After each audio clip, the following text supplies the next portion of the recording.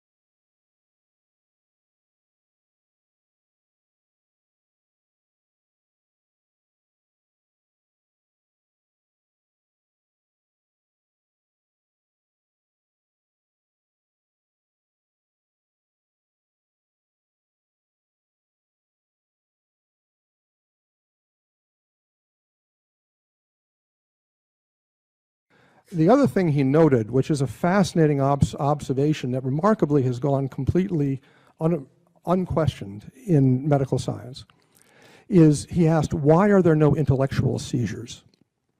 We know about seizures. People can fall down, they shake all over, or you can have milder seizures where you just move a limb, or where your face twitches, or whether you have an abnormal smell or have visual phenomena. But you never start doing calculus when you have a seizure. And you never contemplate justice, and you never contemplate political science. And the question is, well, if large portions of the brain are devoted to higher intellectual functioning, why don't seizures occasionally make you take second derivatives instead of just jerk your arm? And they never, ever do. In 30 years of practice, I've never seen a seizure have any intellectual evocation. And Penfield asked, why are there no intellectual seizures? So his answer as to why he could not find agency by stimulating the brain and why he never observed an intellectual seizure was that the intellect and the will in human beings is not in the brain. It's not material. The brain mediates it, but doesn't give rise to it.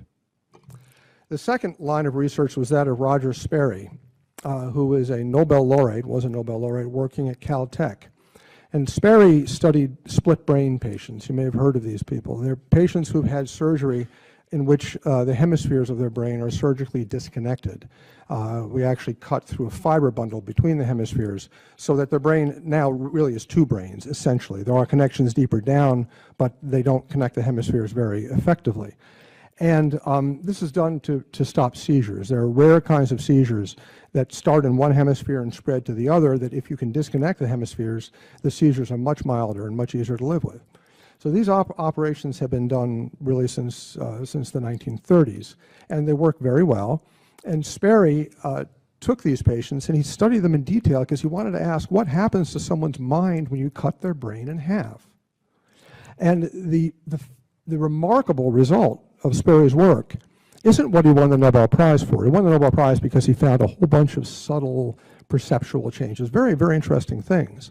The remarkable thing was that he had to do Nobel Prize level research to find any difference at all. That is, I've known many of these patients. I've done the surgery. These are normal people. You meet them, I talk to them, their brains are cut in half, but they're still one person. They're completely unitary. They don't have two minds. They don't have two intellects or two wills. None of that. The only differences they have are subtle perceptual things. For example, the left hemisphere is usually the speech hemisphere. And if you have your brain cut in half, only something presented to your right visual field, which is the visual field that your left hemisphere sees, can you speak about. You can't speak about things in your left visual field that your right hemisphere sees, because your right hemisphere doesn't have speech. Now, what people do is they'll look and they'll cheat, even unconsciously. So there are perceptual differences, and they're differences that won Sperry a Nobel Prize for figuring out, but they're very subtle. Your intellect, your will, your sense of self is still unitary, even though your brain is split in half. So what Sperry showed, in the same way that Penfield showed, that agency and intellect in human beings is immaterial, Sperry showed that the mind is metaphysically simple. It can't be cut. You can't split the mind. But you can split the brain, but not the mind.